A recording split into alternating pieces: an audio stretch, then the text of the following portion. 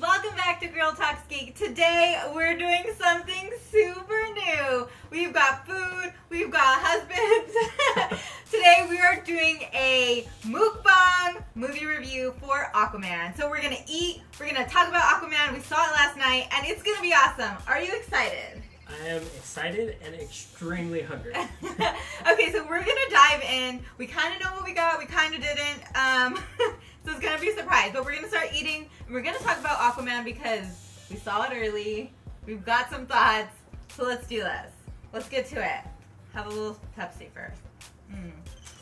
Also, this isn't sponsored by Taco Bell, but hey, if Taco Bell wants to come on as a sponsor, I'm all for it. Hungry? I am. So we've got tacos. I don't even know what type of tacos. So you didn't know what this was. I don't know what that is still. I forgot what it is. What is it called? A crunch wrap. A crunch wrap.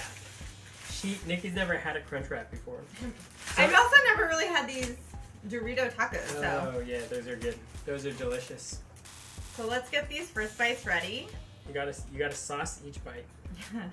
Sauce your bite, and also while we're saucing our bites, guys, don't forget to subscribe. Join our Geeky coven here so we can talk all the time and mukbang all the time. See, so it's like. Oh my god. Oh yeah, what do you think? You've never had one before. Mm-hmm. It's really good, right? I love those, but what I found is that I can have maybe about 2, and then after that I can't have any more. I think my palate gets overwhelmed. I'm glad I literally ordered 2 and I got a backup plane because I was scared. So this is like this tostada thing that has stuff in it, and then it's wrapped in a bigger, softer, like flour tortilla. I think you've never seen it. It's pretty cool though. It's really good. What I do is I go with like a sauce per bite. You want to try it? Yes. And then let's jump into Aquaman. I have tomatoes, so I got scared. Ooh, spicy sauce. Aquaman. Let's start.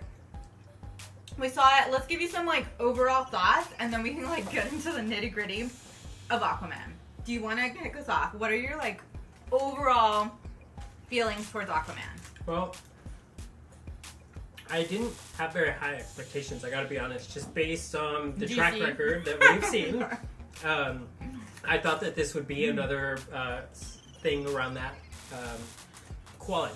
Let's just call it that. But I was actually really surprised. I enjoyed it a lot.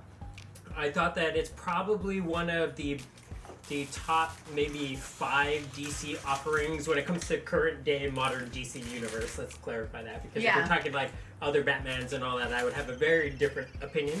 But for DC kind of cinematic universe in that sense, Aquaman's probably going to be within my top 2, maybe 3. 100% top. I mean, it's not Marvel. Let's just clarify. Spicy. Wow, that is spicy. Put some of that on your taco.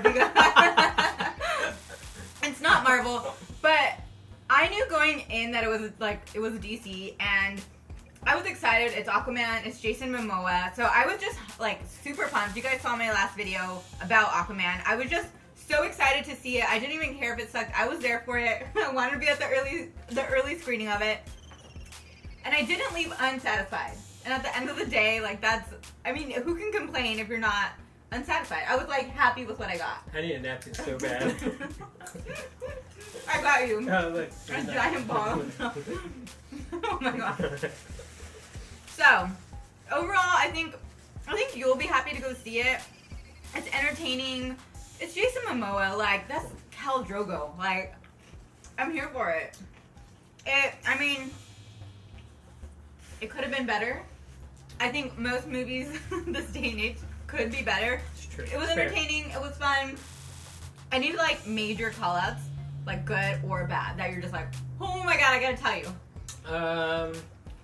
I was kind of surprised. I thought overall Jason Momoa and Amber Heard had pretty decent chemistry. Like they played to their types in a very stereotypical way. So sometimes they got it really right and the jokes were pretty funny, and then sometimes you could feel like it was just they're moving a little bit too hard to play into that kind of trope of strong guy, he's very brute forced by his own admittance, and then the girl who's trying to show him the way and maybe be a little bit more delicate.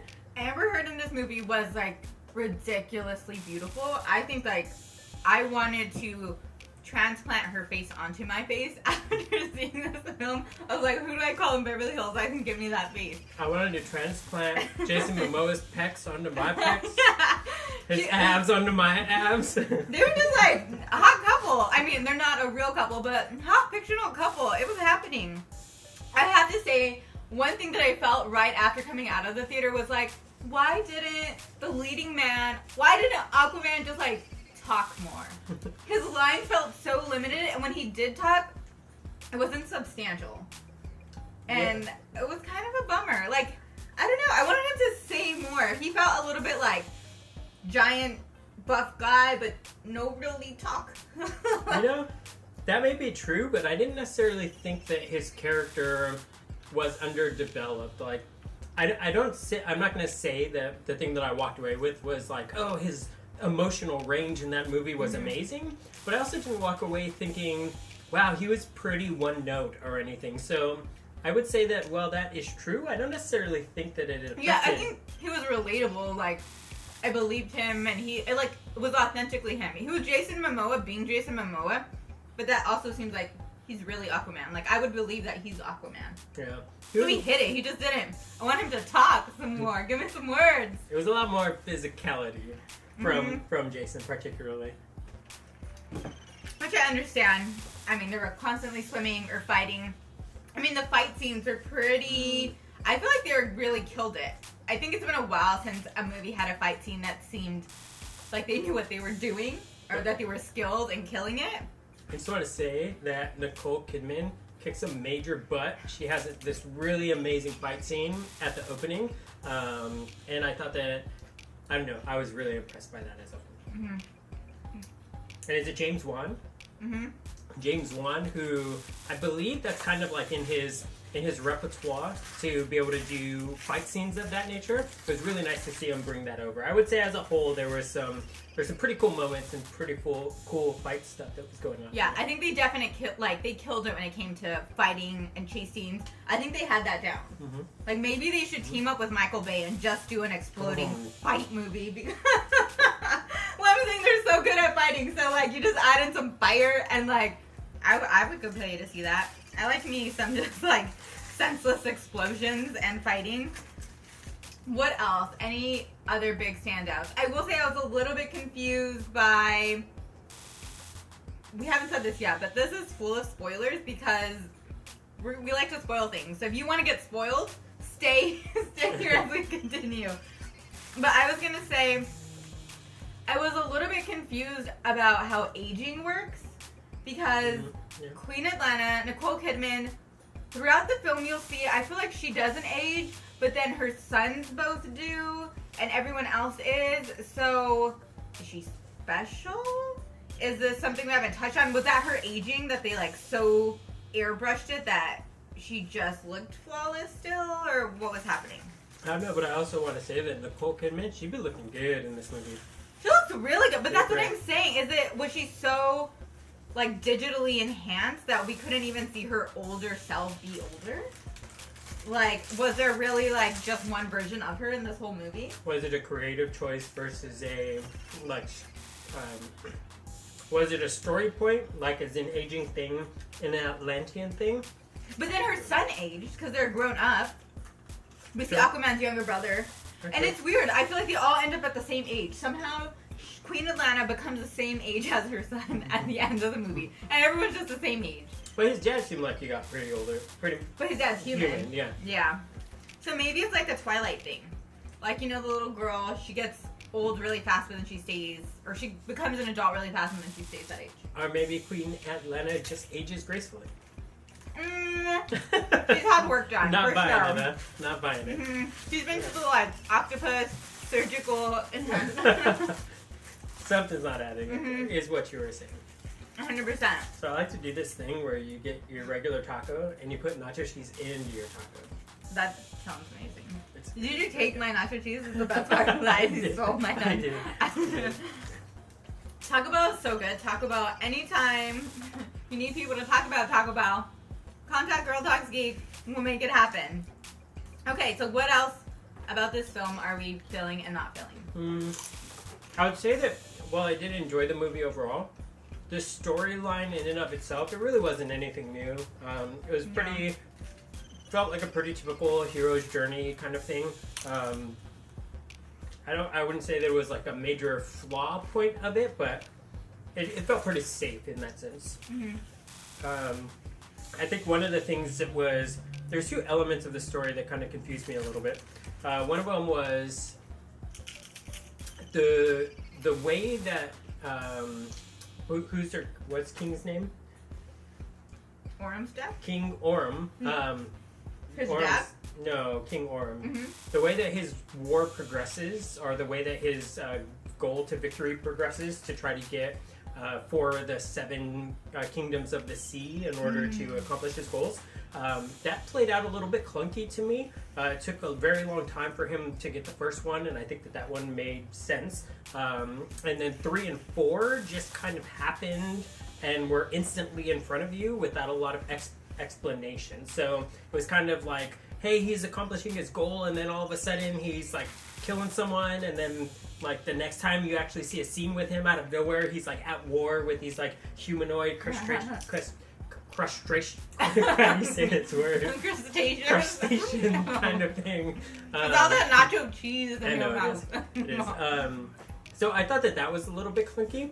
And then in general, the way that I kind of liked the backstory that they gave, where there was the humans, the Atlantean humans, and then they go into the sea, and then you get all these different evolutions of them. I thought that was great from a world building standpoint. It was whack. Well, it gets whack. Go ahead. I like the setup. I think it got a little bit loosey-goosey there once it got to like the crustacean. Once it got to the crab war. Once it got to the crab war, everything just started to be a little bit more confusing. I could understand a lot of the humanoid things. Like, I was willing to go with them on that journey. And all of a sudden, they got to, like, fighting a bunch of, like... Wait, so you gotta tell them...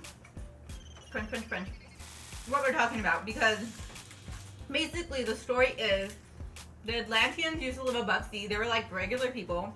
They got too good at what they were doing technology-wise. Ooh, this hot sauce is making my nose red. They got too good at what they were doing technology-wise. And then the ocean itself got jealous, crushed their city. They're all underwater.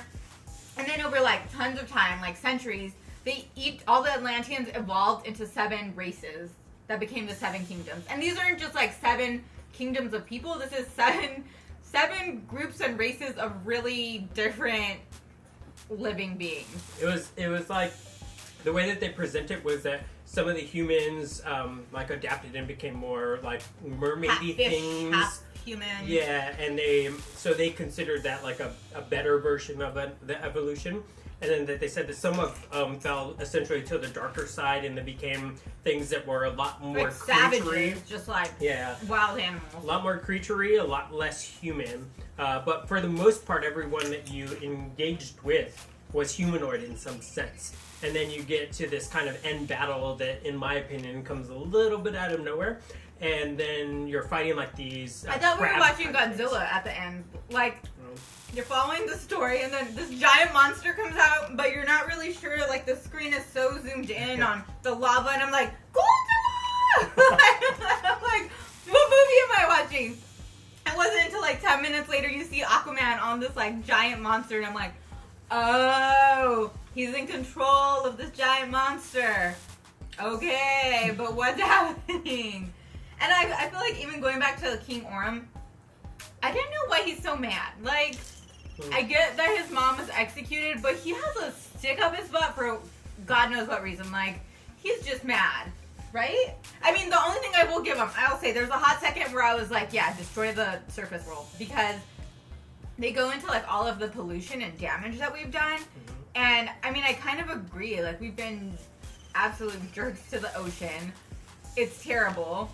But I feel like, while that was a really valid reason to be really mad, I feel like King Orm had this, like, power trip happening. And he was upset for reasons that weren't thoroughly explained. Like, he just wanted ultimate power. And, yeah, you could validate that by the surface world is destroying us. But he was more on just of a power trip. Like, he just, like, wanted it. we could have been perfect neighbors, but I think there was a really big missed opportunity there with King Orm because the pieces were there for him to be a really relatable villain, a really relatable antagonist. They do talk a little bit about his perspective of losing his mom, who is the shared mom, of course, with Aquaman. So there was opportunity there, and then there is the relationship between him and Mera. Yeah, they were engaged, but they also grew up together. Correct. So I think that their relationship ended up playing out a little bit one note. Like they talk about how they knew each other from way back when, and they kind of grew up together. But they just made a decision to keep King Orm on the very much I'm just the bad guy kind of track. But there was all these great pieces that we really could have understood his character, and 100%. maybe a little bit more of that conflict was there. So missed opportunity. Yeah, I wish we could have seen that story, because if Mera and him grew up together, they like are building this friendship, even if they weren't like romantically interested. Put my chip down. Even if they weren't romantically. Pick my chip up. I'm talking about a story right now, boo. Even if Mera and Orm weren't like romantically interested in each other, I feel like we could have seen that backstory happen and seen why they care about each other or why they're close, and there could have been a whole like different level of complexity to Orm's character about his now engaged fiance. The person he's engaged to is betraying him for the brother who's responsible for his mom's death, but he grew up with Mera. How could you pick like another side? And I feel like all of that was just not there. Yeah. Like you're aware of it from like watching the story, but like all of that actually exists in the story, and it wasn't really like pushed forward so that you can experience like the complexities of it. Yeah, which is unfortunate because it was there. So you should call us. We'll consult on the next movie. We'll make it happen.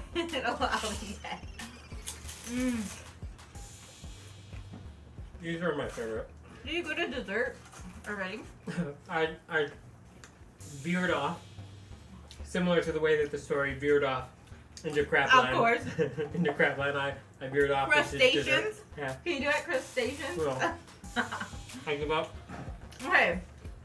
I've seen this in mukbangs on other channels, and I was intrigued by this Mexican pizza from Taco Bell.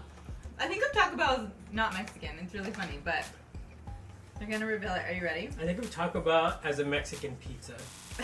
Taco Bell itself is inspired by Mexico and Mexicans. And sprinkled with pizza. Ready? Yeah. Ooh, interesting. I think what they meant to say is this is just a tostada.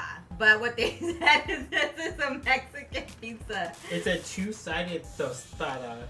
So it's like it's kind of like a taco. Tostada? A tostada. I mean, I'm not even going to talk anymore. I'm just going to go with tostada. No, go. Wait. It's unbreakable. You're going to bite. Oh, there you go. You want to get a bite? You want to Lady and the Tramp this? I'm going to... Lady and the Tramp this? I'm going to just do No, Coke. Oh my god. We don't even know what it tastes like yet.